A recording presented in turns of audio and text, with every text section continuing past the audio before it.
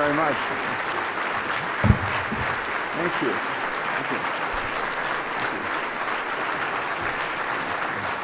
Thank you.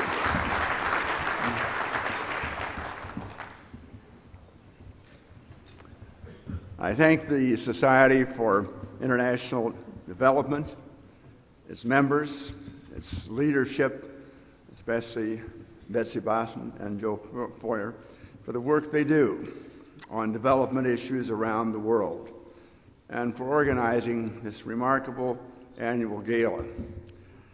I am delighted to be included with my chairman, Senator John Kerry, in this awards ceremony. We have a wonderful working relationship based on friendship over many years. I admire John. I look forward to each of our hearings. One on Haiti today was timely, given the presenter of this evening, and I regret he cannot be with us this evening, but as you know, he has been recovering from some surgery that has made it's simply difficult to move about in the normal athletic way to which he is accustomed. And he has asked me to send to you his regard, his thoughtfulness, his love for all the great things that you are doing. I just simply want to say once again how excited I am about the leadership of Dr. Rajiv Shah. It is so important that USAID have a director, that it have leadership. And my goodness, within 5 days of Dr. Shaw's taking hold after the wonderful ceremony which some of you have mentioned, in which he was installed with his beautiful family and the Secretary of State on the stage, the horrific problems of Haiti arose, and once again the press said this is the test for USAID. Can they make it or not? Is the new director up to it? And I am excited by the dynamism he has brought, almost the universal feeling of those who have covered this situation in the international media, that we have at USAID a remarkable leader, not only a humanitarian, but someone who has organized thousands of people before, managed literally billions of dollars. And it's exciting to be with him tonight and to be introduced by him. Let me just say,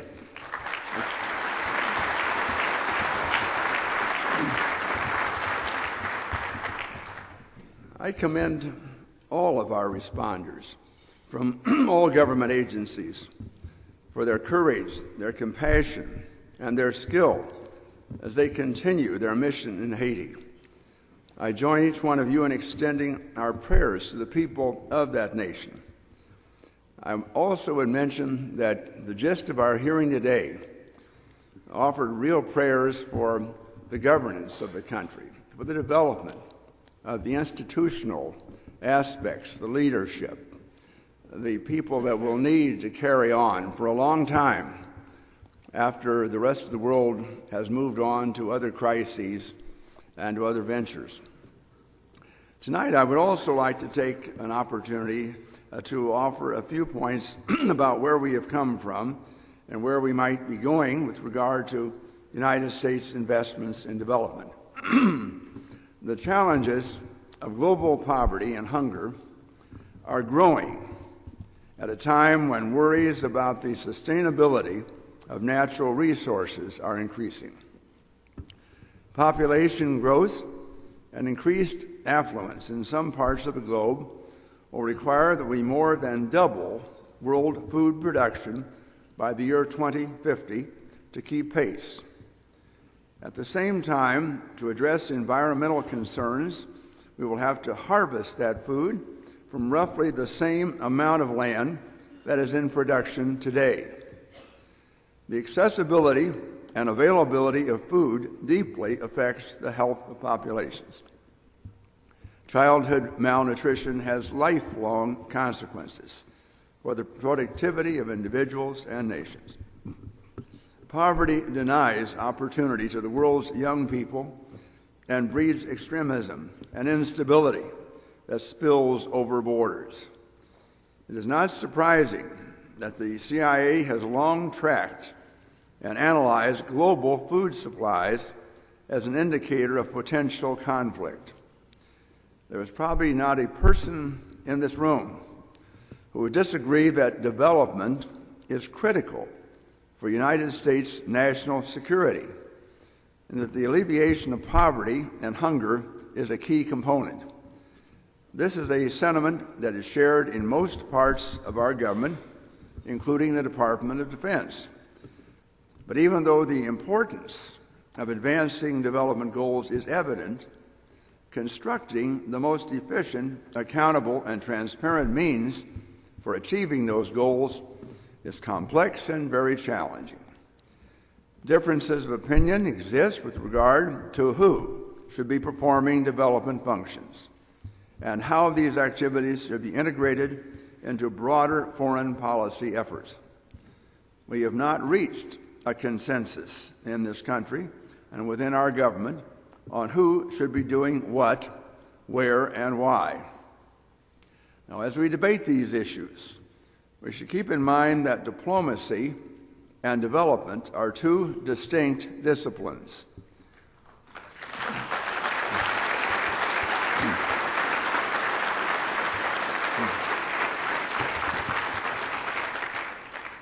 Although diplomacy and development often can be mutually reinforcing, at their core, they have different priorities, resource requirements, and time horizons. And most obviously, diplomacy is far more concerned with solving immediate problems, usually associated with countries of strategic interest. Although we hope that our development efforts will sometimes yield short-term strategic benefits, that is not their primary purpose. In a development context, we are willing to take a much longer view of the world and to devote resources to countries of less or even minimal strategic significance.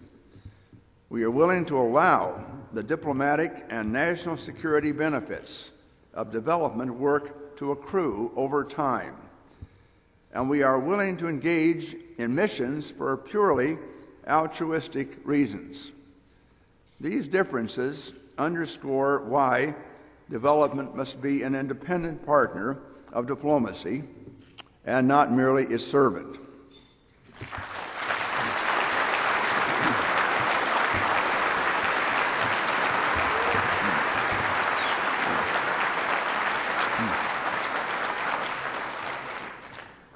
Now, reforming United States foreign assistance in both substance and architecture has been a priority for the United States Senate Foreign Relations Committee.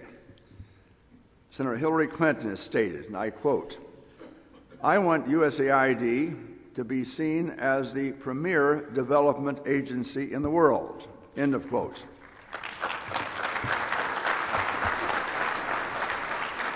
I share that sentiment of the Secretary.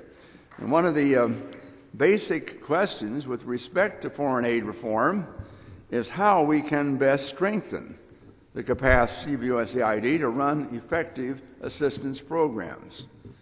During the last 2 decades, decision makers have not made it easy for the agency to perform its mission.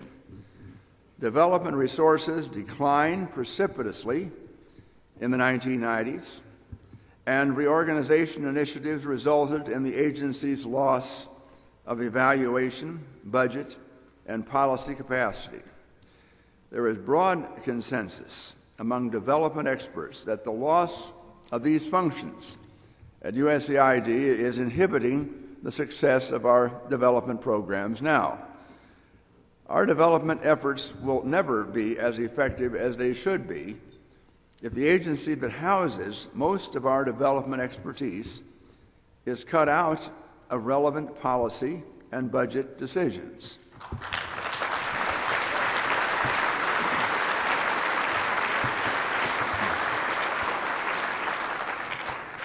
Events since 2001 have spurred greater investment in foreign assistance, but many of these resources have been located outside of USAID.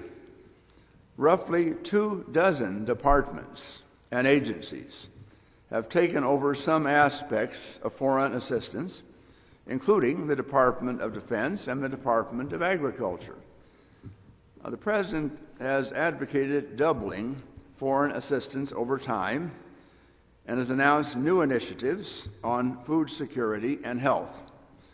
Given the increased resources needed for these initiatives, it is crucial that the American people and the Congress have confidence that these funds will be used efficiently. USAID must have a central role in development policy decisions. If we are to avoid inefficient experimentation, it must have the capacity to evaluate programs and to disseminate information about best practices and methods. And that requires policymakers to continue augmenting the agency's staffing and expertise. These principles are reflected in legislation that Senator Kerry and I introduced last year, Senate Bill 1524, the Foreign Assistance Revitalization and Accountability Act. The administration has initiated 2 separate studies: the State Department's Quadrennial Diplomatic and Development Review and the National Security Council's Presidential Study Directive on Development, in an attempt to make recommendations on how development programs can better support United States foreign policy objectives. The QDDR will not be completed until this fall, and it's uncertain when or if we will know the outcome of the PSD. I'm eager to review the administration's ideas when they are ready, but in the meantime, the Congress should be offering its own ideas on how to improve our government's development capacity. The Kerry-Lugar Foreign Assistance Reform Bill is the product of well over a year of research and analysis by senators and their staffs. It has strong support in the aid community. It is co-sponsored by a bipartisan group of 23 senators, 12 of whom are members of the Senate Foreign Relations Committee. Now, this level of backing for a bill related to foreign assistance is extremely rare. It provides an opportunity to build something approaching a consensus on this issue. And I'm very hopeful that the executive branch will recognize that a bill co-sponsored by a majority of the Senate Foreign Relations Committee and nearly a quarter of the full Senate should be given substantial weight in its review process. A strong development agency that serves under the foreign policy guidance of the Secretary of State, as envisioned in our bill, will best empower her to advance United States goals. Now, even as we reconsider our development architecture, it's vital that development policy is guided by objectives rather than by how we organize our government to deliver development assistance. In other words, we should focus on the big issues: food scarcity, poverty, disease, environmental degradation that prevent economic growth in a large swath of the world's countries. These objectives require that strategies reflect the needs of countries we are helping, rather than the vagaries of our own budget process, which often allocates funds in response to lobbying pressures, media interest, or even political favoritism.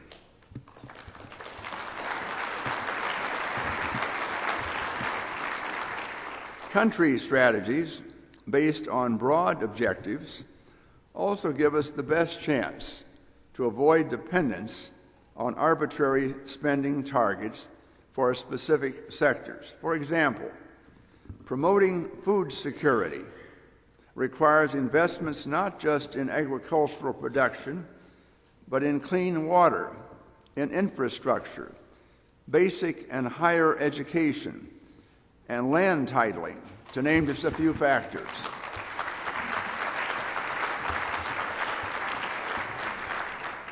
The Global Food Security Act, which I've authored with Senator Casey of Pennsylvania and which Senator Kerry has co-sponsored, reflects these principles.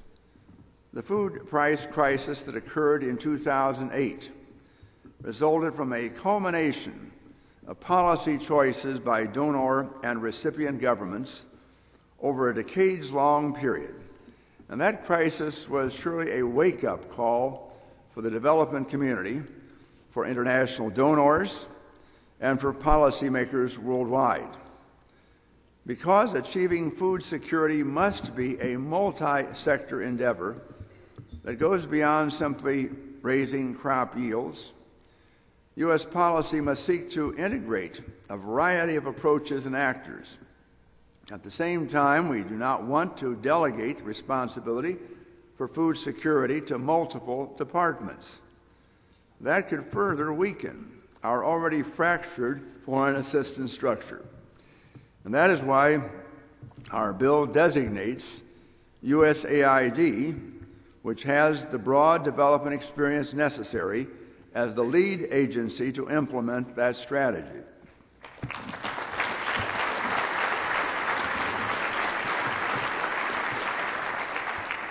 I want to put the term whole of government in perspective. The term whole of government has come into vogue in policy circles, and to the extent that the term underscores the complexity of development problems and the need to apply the talents of a diverse set of agencies to their solution, it is useful and descriptive. Our government must have the capacity to draw on expertise to achieve vital development missions without artificial barriers created by agencies.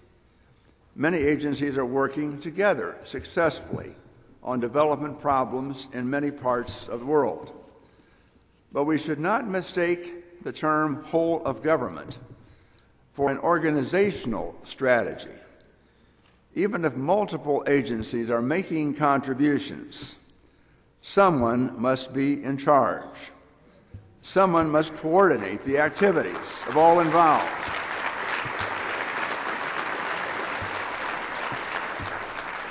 And someone must take responsibility for inefficiencies and failures. Now, this is especially important in a development context because of our highly fragmented aid system. The risk is then that the term whole of government will be used to justify that fragmentation or to preserve roles for agencies where they are not justified. We also must be careful that the whole of government concept does not redefine development as a series of technical decisions, from where to dig wells to which seeds to plant in which soils. Such a redefinition would devalue the discipline of development, which many practitioners have spent a lifetime studying and testing. We know from long experience that technical expertise must be grounded in an understanding of development. For example, agricultural advancement depends as much or more on reaching women farmers, building agriculture education, and engaging civil society in support of rural development than it does on seed quality and planting decisions. An integrated strategy can only come from an agency that understands development is a separate discipline, as Dr. Shaw has said.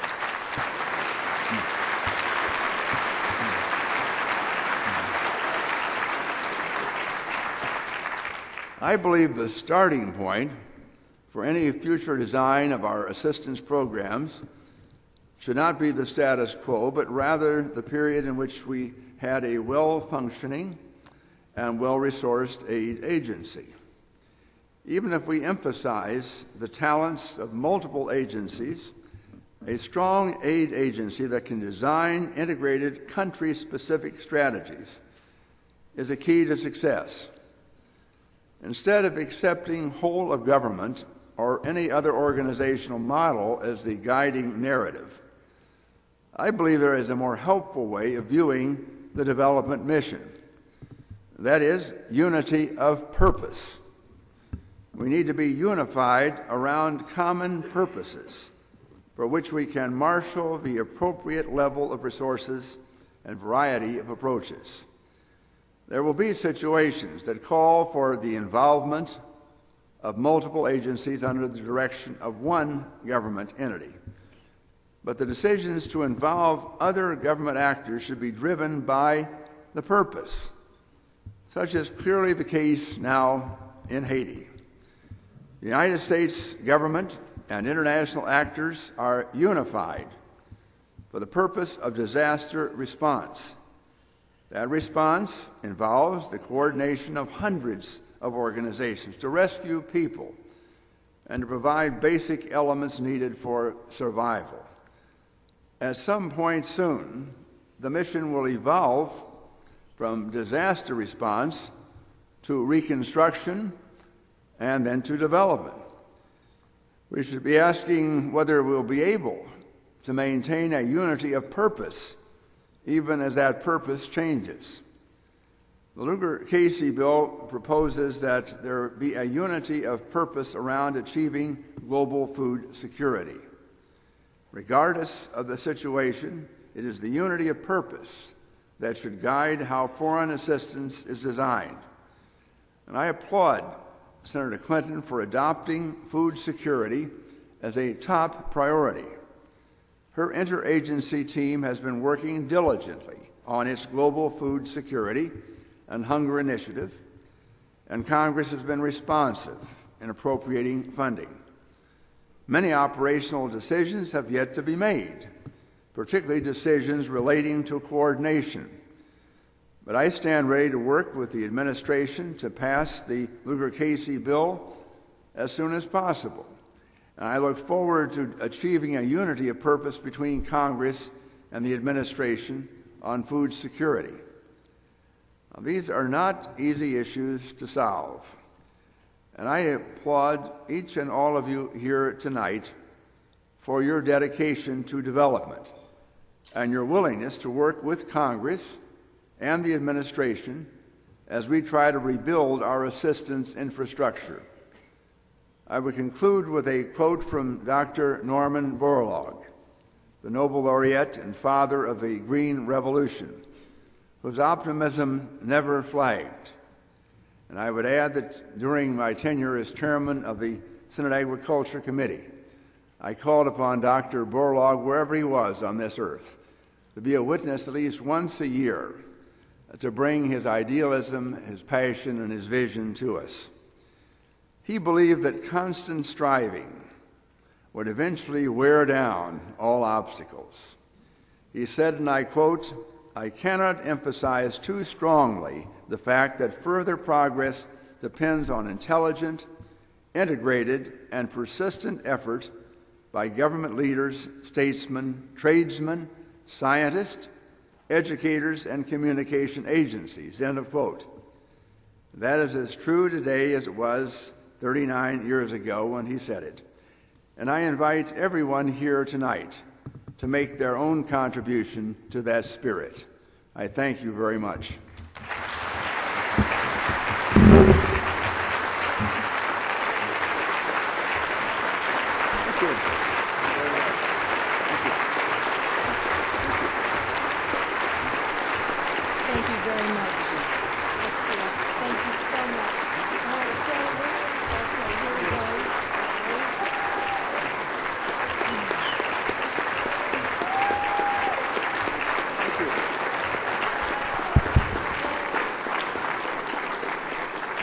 Thank you very much, Senator Lugar, for your comments. I know that they resonate deeply with everybody in this room. It is now really our distinct honor to present you with our 2010 Annual Award for Distinguished Leadership in International Development. I would like to read this plaque. It says, "The Society for International Development, Washington, D.C. Chapter, honors Senator Richard Lugar for his exemplary leadership in making U.S. foreign aid more effective, transparent, and accountable. Thank you very much. Thank you. I didn't want that thing to fall. It's a little heavy. Yeah, okay. Yeah. Hold on just 1 second. I would like to say that Senator Lugar is accepting this award also on behalf of Senator Kerry, and we have another award for him that will also be transferred. And I know we have a demand here for a quick photo opportunity, but I want to say that we also have an additional small award for each of the senators. I think that all of you would agree that these two men really exemplify what we would call movers and shakers. So we have a special little salt and pepper shaker for them. When they sit on their desks, they shake. And I think you'll also notice that we have been careful to code them by their political parties. Congratulations to two wonderful movers and shakers. Thank you very much. You're very welcome. You're very welcome.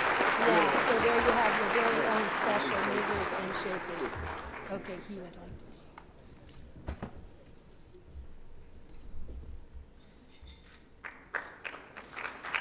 Thank you. Thank you, Senator Lugar.